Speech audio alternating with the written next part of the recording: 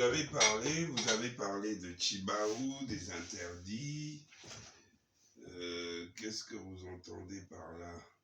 Nous sommes dans les traditions africaines. Dans les traditions africaines, oui. Bon, moi je considère que, comme disait Saint Antoine de Saint-Exupéry, que l'essentiel est souvent invisible. Dans nos coutumes, à mon sens, l'essentiel se trouve dans les banalités. Mais je voudrais focaliser ma petite attention sur les interdits.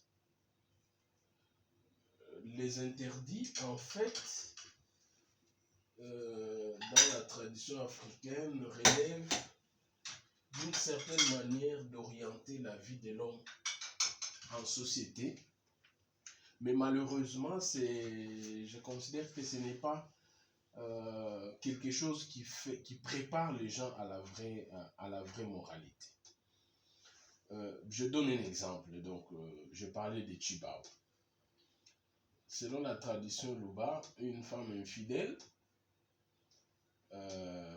amène ou occasionne des problèmes dans son foyer. Son mari, ses enfants et elle-même peuvent en mourir. Mais il se trouve que c'est des théories qui sont très difficiles à vérifier dans la pratique. Parce que le témoignage public est impossible. Une femme qui déconne ne vous dira jamais qu'elle a déconné. En réalité, elle attend que les effets de Tjibaou se réalisent. Mais ça peut arriver qu'elle attende un jour, 2 semaines, 1 mois, 1 année, sans que malheur arrive à la famille, à elle-même, ou à son mari, voire à ses enfants. Alors, pour cette femme-là, en réalité, les interdits ne sont que des occasions qu'on a trouvées pour empêcher certaines personnes à faire ce qu'elles entendent être bon pour elles. Mais qu'est-ce qui est bon, professeur, sans vous couper la parole, parce que l'homme ou la femme ont difficile à discerner, à faire la différence entre le bien et le mal. Nous sommes des animaux pensants, mais pas dans toutes les circonstances. Il arrive des moments où nous cédons aux réflexes non définis par l'égalité morale, etc. Nous sommes donc des élèves de la vie. Hein. Nous commettons des erreurs, nous rencontrons des situations complexes et nous sommes trop émotionnels dans différentes situations eu égard à nos expériences, nos lacunes et nos logiques. Est-ce que la coutume ou les coutumes africaines, les traditions, les interdits, etc., sont des faits, d'après moi, qui ne réglementent qu'une cohabitation des personnes vis-à-vis des objets matériels qu'elles ont trouvés ici sur Terre? Oui, bon, par rapport aux interdits, moi je pense que la moralité, la recherche du bien ne devait pas avoir la forme policière. Parce que pour moi, les interdits constituent des soubassements policiers de nos coutumes. Faire peur aux gens en disant si tu fais ceci, il t'arrivera cela. Vous voulez parler de la respectabilité? La vraie moralité devrait aller dans une parole, plutôt dans une démarche orientée vers la conscience. Ce qui est orienté vers la conscience permet à l'homme de savoir ce qui est bon pour lui et ce qui est bon pour la société. Il ne faudrait pas que la société supplante le bien de l'homme pour son intérêt, alors que cela constitue une entrave pour la liberté de la personne. Et donc, à mon sens, ce qui est beaucoup plus faisable pour éviter l'hypocrisie sociale, c'est d'amener les gens à considérer, à connaître ce qui est bon pour la société et ce qui est bon pour eux-mêmes, et de les laisser libre choix à juger ce qui est à faire et ce qui n'est pas à faire. Vous voyez, je parlais des Tubao tout à l'heure. C'est que ce n'est pas... Le Tibao, qu'est-ce que cela signifie? Le Tubao, c'est un interdit sur l'infidélité dans la vie conjugale. Et donc, une le fois... Tibao est une... c'est la conséquence de l'infidélité, si je comprends. Voilà. D'un mauvais comportement. D'un mauvais comportement, selon les règles et les principes traditionnels. Traditionnels, Louba essentiellement, Oui. et beaucoup plus quand cela passe par la femme. Beaucoup plus. Pourquoi alors, la question qu'il faut se poser, pourquoi l'infidélité de la femme amènerait cela et que l'homme ne peut pas amener ces malheurs-là? Oui. Et donc, moi, je disais qu'il va falloir qu'on fasse très attention entre les jugements sociaux et les jugements de la conscience. C'est que une femme qui est consciente, je prends un cas extrême, qui est consciente que elle ne jouit pas de sa vie conjugale comme elle devrait en jouir, pour des raisons diverses. Vous parlez de la fidélité? De la fidélité. Et qu'elle arrivait par accident ou par volonté à tomber sous le coup d'une infidélité. Oui. Voyez? Et dans la conscience, suivant ce qu'on a dit depuis toujours, on dira, elle se dira que malheur m'arrivera. Mais le malheur peut arriver aujourd'hui, demain ou après-demain. Cet après-demain peut prendre une éternité. Est-ce que les lois traditionnelles, sans vous couper la parole, professeur Dr Kinkani, est-ce que les lois traditionnelles sont des règles de vie qu'il faut à tout prix respecter? C'est une préparation à la moralité, mais je dis bien il faut éviter la préparation policière. C'est-à-dire pousser l'homme à faire ce qui est contraire à ses intérêts ou à son bien. Là, la société traditionnelle ne gagne pas. Vous voyez, là où il y a des interdits, vous savez, en réalité, tout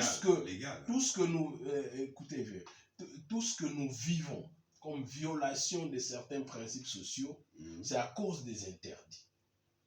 Tenez, vous dites à un enfant, écoute, vous avez un enfant, une fille, il ne faut pas fréquenter les garçons. Oui. Et la fille vous pose à un certain âge, je peux vous poser des questions.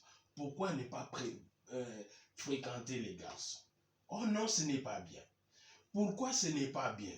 Oh non, tu vois, quelque chose peut t'arriver. Qu'est-ce qui va m'arriver? Oh non, ben écoute, tu peux tomber malade, tu peux tomber enceinte.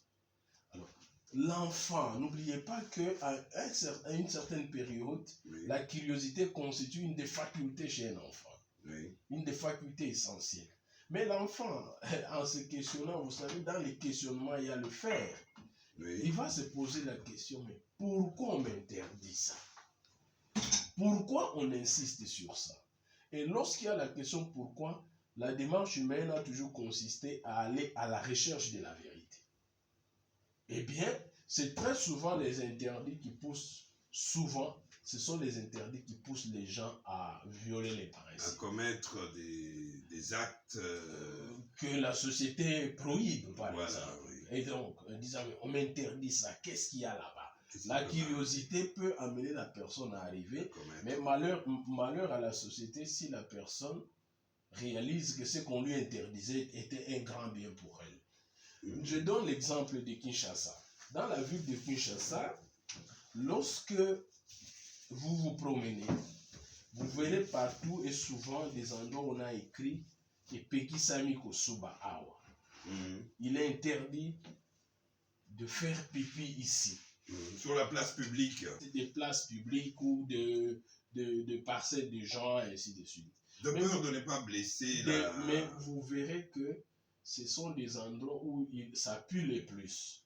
C'est que l'esprit humain a tendance à faire les contraires de ce qu'on lui donne parfois comme instruction. Surtout lorsqu'il arrivait à se poser trop de questions. Pourquoi on interdit ici? Voilà. Pourquoi on interdit ici? pourquoi on interdit? Et l'interdit pousse souvent les gens à pouvoir lever le voile. Et quand on lève le voile, on se dit, mais en réalité, cet interdit ne valait pas la peine. C'était plutôt pour mon bien. C'est contre mon bien qu'on me disait ça. Et donc, c'est pour ça que moi, je considère que parfois, il n'est pas toujours bon d'éduquer par les interdits. Il faut éduquer les gens à savoir ce qui est bien pour eux et ce qui est bien pour la société. Je vois. Mais évidemment, il y a des périodes où on peut considérer que c'est précoce, mais on peut se poser la question, en quoi est-ce que le caractère précoce est un problème?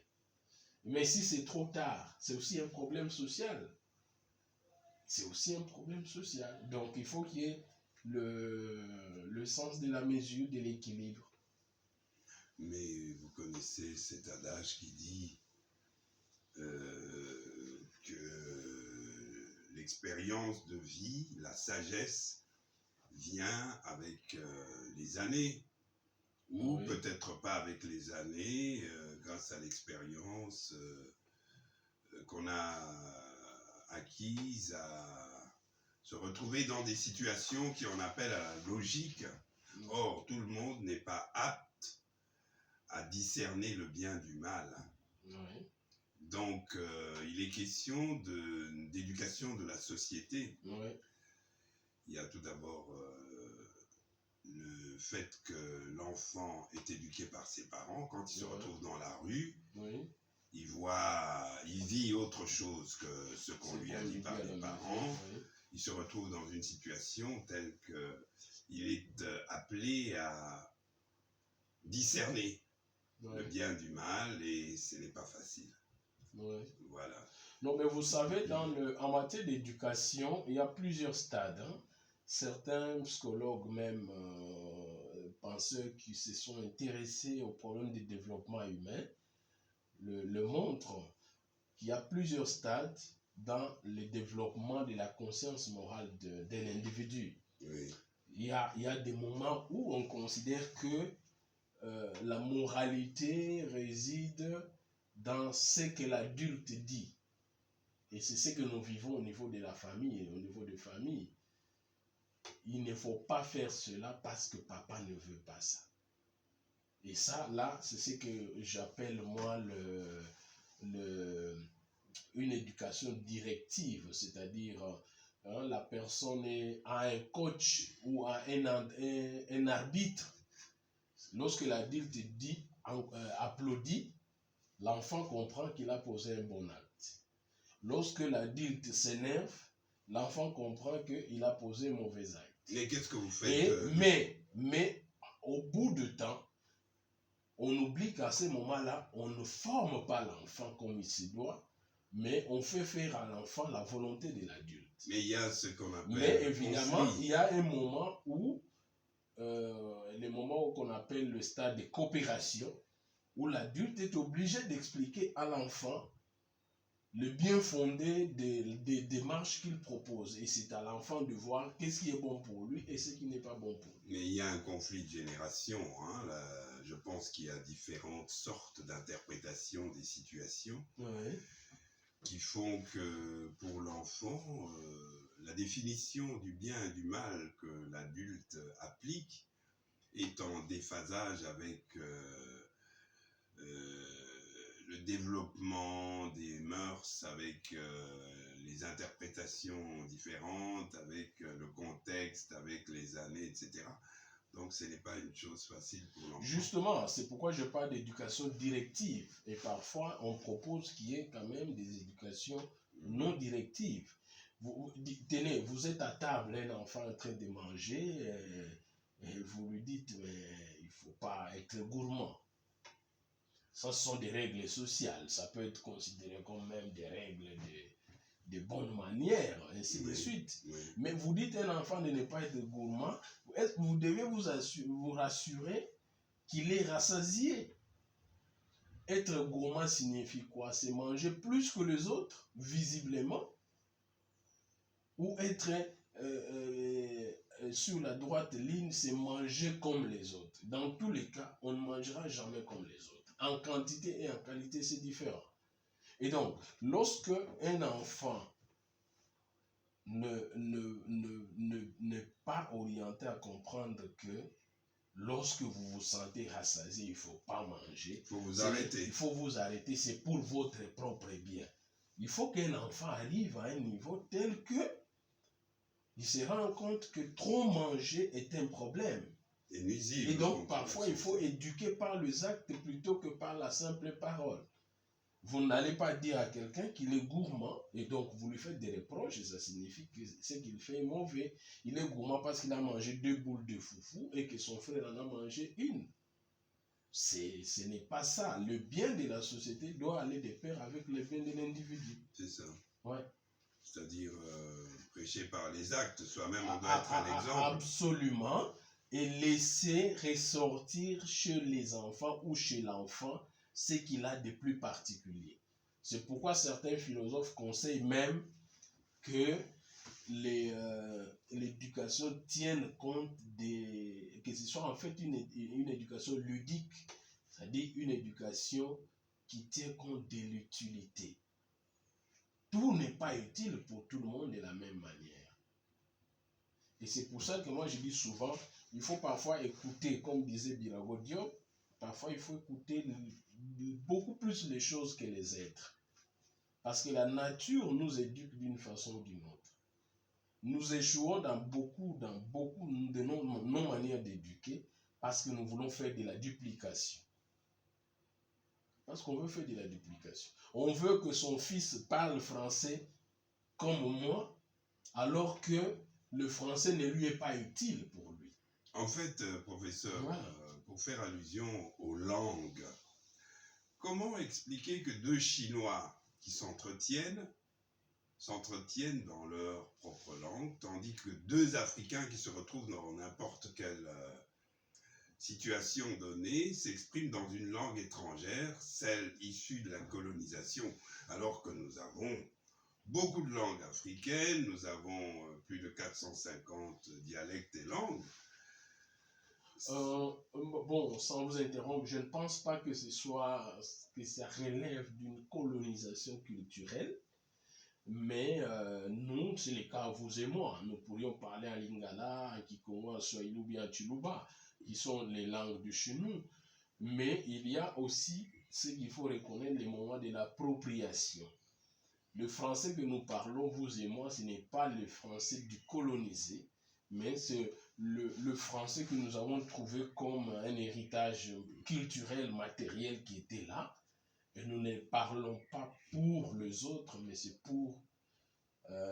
parce que ça fait partie, finalement, de notre substrat culturel. Aujourd'hui, les Français, ce n'est pas une donnée extérieure. Mais pourquoi est-ce que nous sommes les seuls bons élèves à reconnaître que le fait de s'exprimer en français donne accès aux noms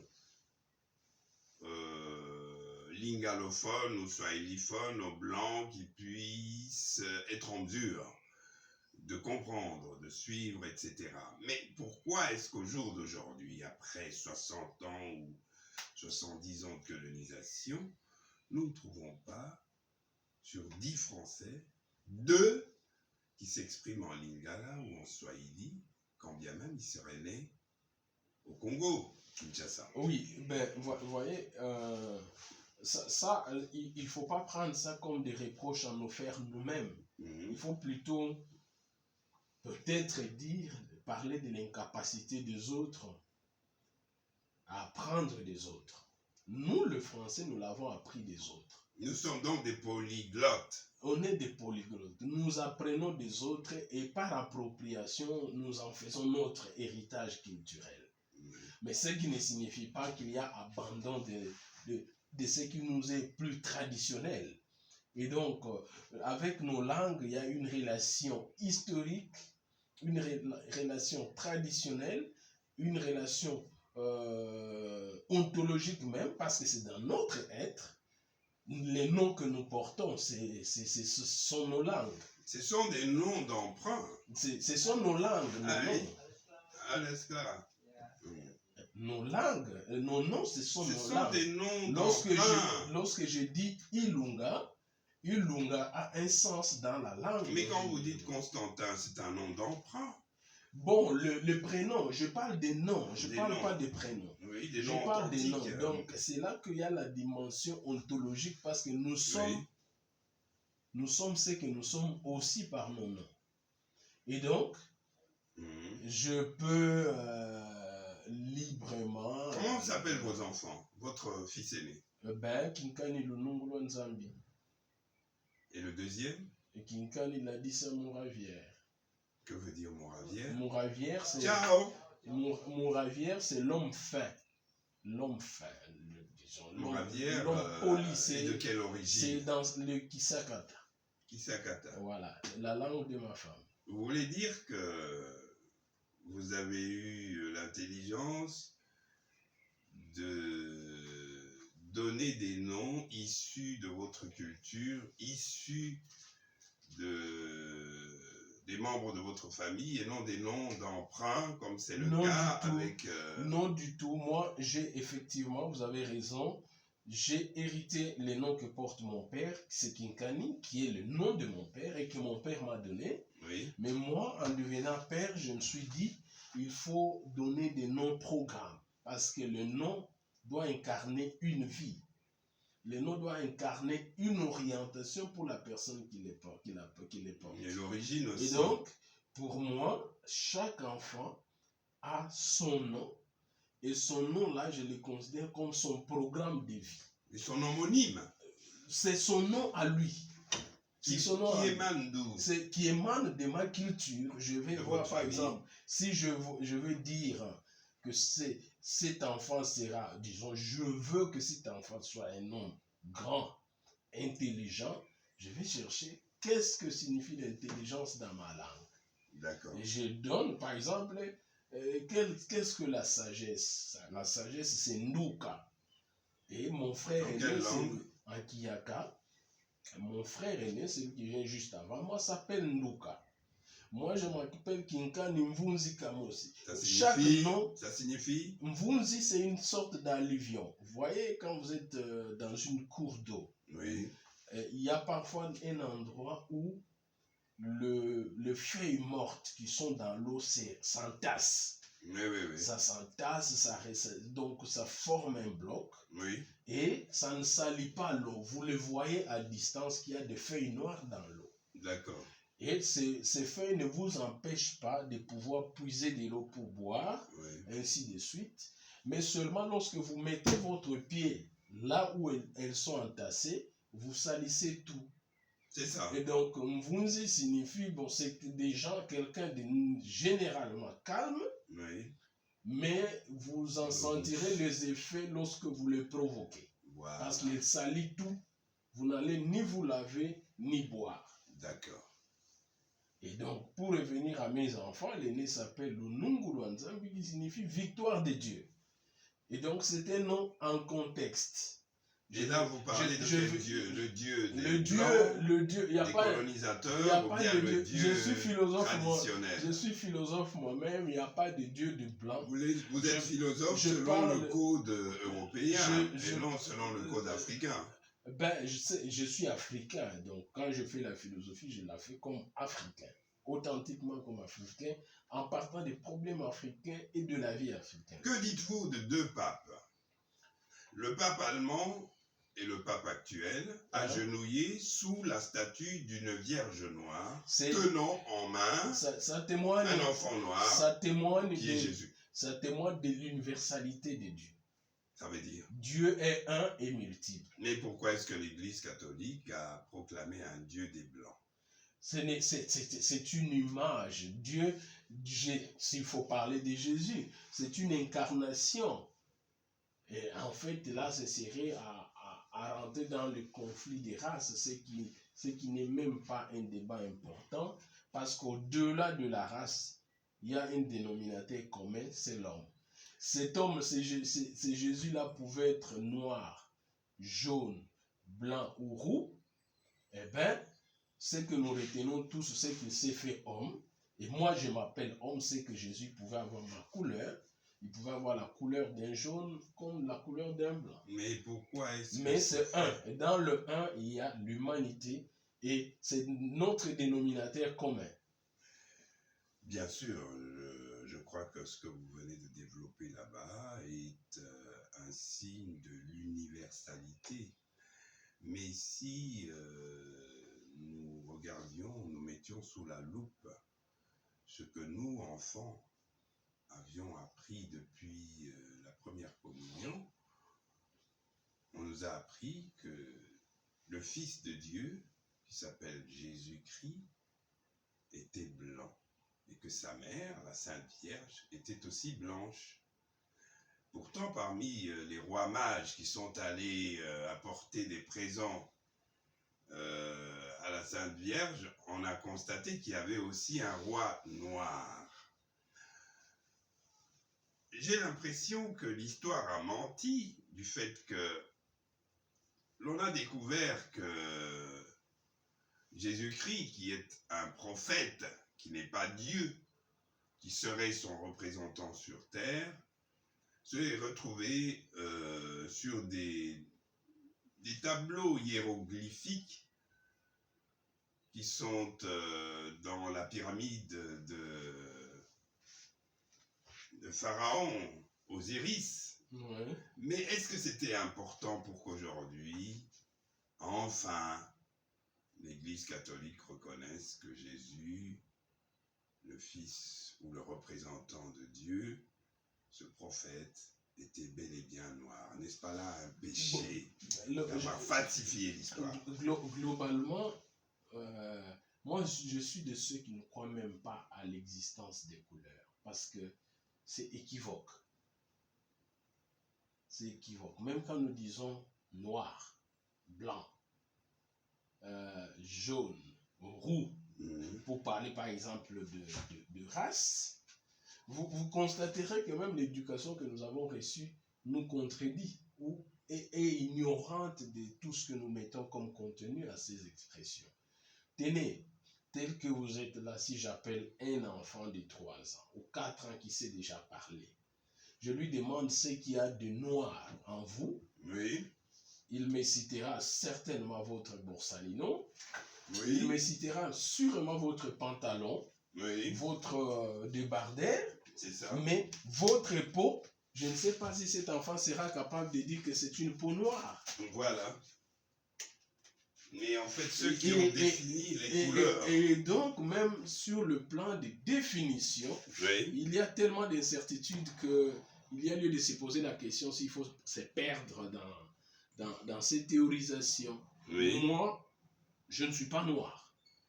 Parce Oui. que je ne peux pas me comparer à cette plaque qui est visiblement noire. Oui. Si j'appelais un ami blanc, il m'est difficile de certifier qu'il est blanc comme cette assiette. Oui. Alors, il va falloir que nous mettions d'accord sur ce qu'on entend par blanc, noir ou rouge. C'est ça. Et donc, pour moi, nous sommes une même espèce, mais qui subit le contingence des temps et de l'histoire. Voilà. Et vous voulez dire que la couleur de la peau n'a rien à voir avec les croyances qui doivent nous animer. C'est de l'imagination et moi je peux dire que ce sont des idées instituées. Ce sont des Dans idées quelle instituées. intention? Justement, lorsqu'il s'agit de l'institution, c'est entre autres pour peut-être créer la discrimination, peut-être aussi simplement pour créer la différence, pour qu'on sache distinguer le A de B. Simplement. Et dès lors qu'il y a différenciation, le droit à la différence est garanti. Et vous voulez dire que la religion... Parce que, sans vous interrompre, grand frère, vous vous souviendrez que chez nous, en Afrique, au Congo, pour ne pas aller trop loin, oui. Il nous arrive de dire à Lingala, moi, nous avons pembe, hein? Oui. Vous voyez, au milieu des Noirs, tous d'une même race, effectivement. Et on dit qu'il est pembe. Oui. Et alors, d'où ça vient? Et donc, à un moment donné, il était normal que les sociétés humaines soient codifiées d'une certaine manière, mais je doute fort que cela entache ou entrave l'unité de l'humanité. Donc, en conclusion, tous les hommes appartiennent à une seule race, celle des hommes. Tous les hommes sont d'une même espèce. Parce que vous ne rencontrerez aucun être vivant de la catégorie des humains qui ne disent qu'il est différent d'un autre homme qu'on rencontrerait aux Caraïbes, en Guinée, Nouvelle-Zélande, et ainsi de suite. Nous nous appelons tous hommes, mais dans les différences qui nous caractérisent, même dans ce que nous considérons comme des identités stables, il y a toujours de la différence. Il y a toujours de la différence. Ben voilà, c'est le mot de la fin. Nous nous sommes engagés à analyser les règles traditionnelles, les interdits. Nous avons évoqué les Chibaou. Et voilà, donc le professeur Kinkani se trouve ici en Allemagne, en séjour. Il peut vous expliquer lui-même. Ben, je suis en séjour de recherche à l'université de Bonn. Aussi un séjour de reconstitution physique pour refaire un peu de la santé mentale et corporelle. Un séjour qui s'inscrit dans le pensée que je viens de rencontrer chez mon grand frère Kaiser Ilunga, et d'une diversité à partir de laquelle on sait décliner tout ce qu'il y a d'humain, tout ce qu'il y a d'humanité. Et ici, notre première petite leçon ou premier entretien tournait autour de certaines banalités. Et nous avons insisté sur le fait que la formation de la conscience humaine doit se faire de la manière à ce que le bien de l'homme aille de pair avec le bien de la société. On doit éviter les interdits qui fassent mal à la personne qui agit pour un prétendu bien de la communauté, parce qu'il n'y a pas de communauté sans l'individu. Voilà. Voilà, c'est sans commentaire. À la prochaine occasion. Tout le plaisir était pour nous de vous inviter à participer à cet échange ô combien important. Du fait que...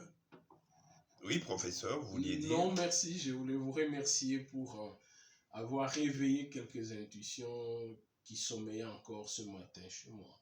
À la prochaine occasion. À bientôt. À très bientôt. Kaiser Ilunga, Bonn, RFA, ancien rédacteur en chef à la Voix du Zaïre, actuelle Voix du Congo, écrivain. Nous allons prochainement vous présenter nos livres. Oui, il m'est arrivé de mettre noir sur blanc quelques expériences de vie, quelques convictions de vie vis-à-vis de l'actualité politique, culturelle. Et j'ai découvert que nos parents, nos mères, qui n'ont pas été à l'université, étaient des bibliothèques vivantes, car elles pouvaient précéder les événements. Et il m'est arrivé de me dire, mais comment est-ce possible qu'une maman qui n'a pas été à l'université puisse se retrouver en transe et se mette à prévenir la société sur des éléments qui risquent de voir le jour. J'ai créé la futurologie, qui a comme unité de valeur la futuroscopie, c'est une analyse préventive de l'actualité dans tous les domaines. Ensuite, j'ai dû créer une autre façon de dire la politique, l'actualité politique, etc. Et cela s'appelle RAP, le rap, qui n'a rien à voir avec la belle danse du rap, qui est le roman d'actualité politique. Voilà, nous allons nous retrouver dans d'autres sujets d'actualité tels, vous savez, le professeur Kinkani vient de Kinshasa où l'actualité est très bouillonnante à la veille des élections qui se préparent à l'horizon. Et l'actuel chef d'État du nom de Félix Tshisekedi est appelé à céder son fauteuil. Le bilan... À céder s'il n'est pas réélu, mais il a droit à se succéder à lui-même. Le président, donc Félix Tshisekedi, n'est pas obligé à céder son fauteuil à partir du moment où, comme le dit le professeur Kinkani, il est réélu, il a convaincu par ses actes qu'il est l'homme de la Providence, celui-là même qui va donner encore un élan, un punch à cette république dont on dit très riche et qui se cherche encore, qui cherche sa voie. Professeur, les élections auront lieu normalement le 23 décembre. Le 23 décembre. Et donc, le président Tshisekedi va rentrer vers ses électeurs de 2018 pour solliciter leur confiance en renouvellement ou en rupture. Et donc, nous sommes dans une démocratie qui commence à prendre corps, mais ça devait être une démocratie selon parfois aussi nos habitudes de vie. Hein.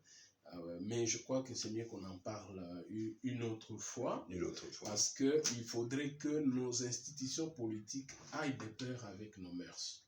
Il faut quand même reconnaître une chose qu'au jour d'aujourd'hui... Et la prochaine fois, je souhaiterais que nous puissions parler de la prémonition, des notions de prémonition, des notions d'anticipation et de prédiction.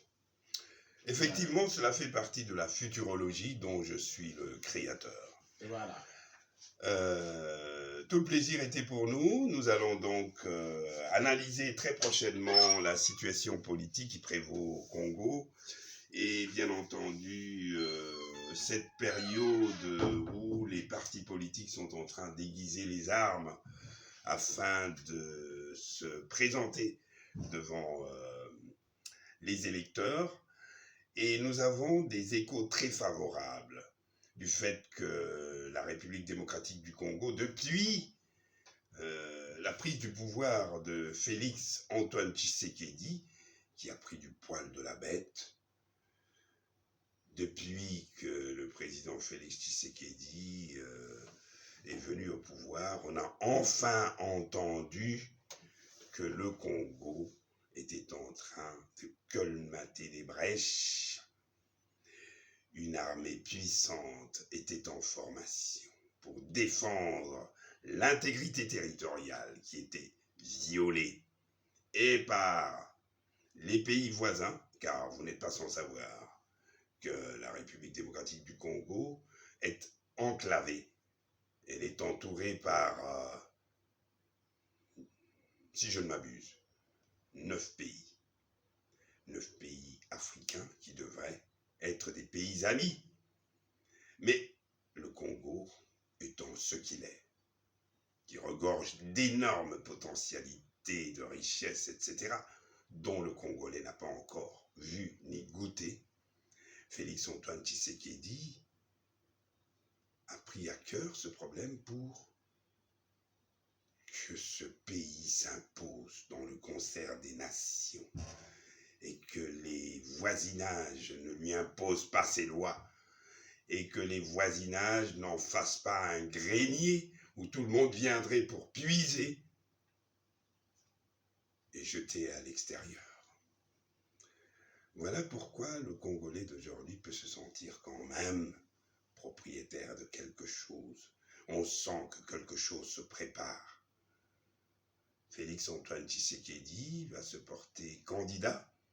Je connais personnellement son père, le Sphinx, pour avoir travaillé une trentaine d'années comme rédacteur en chef de l'édition internationale de La Voix du Zaïre. J'ai interviewé le Sphinx, Tshisekedi Mulumba. J'ai interviewé différentes personnalités politiques, Kibasa Maliba, j'ai interviewé plusieurs personnalités politiques issues de l'époque de Mobutu. J'ai écrit un volume sur notre indépendance et sur Patrice Emery Lumumba. Je vais vous présenter aussi ce volume très prochainement.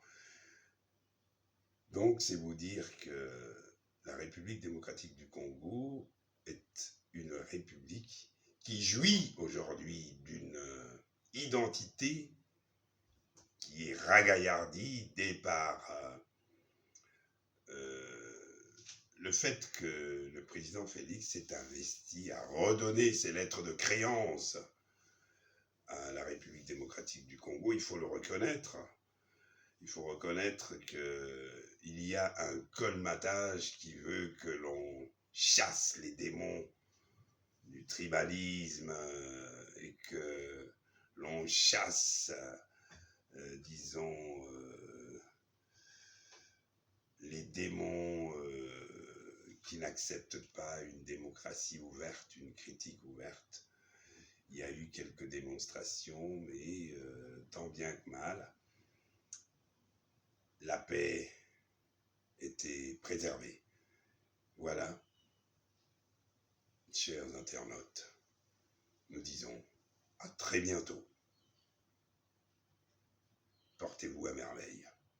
Et à tout à coup, Kaiza Ilunga, candidat maire de la ville de Bonn, ancienne capitale allemande, et journaliste, auteur des livres. Bye bye.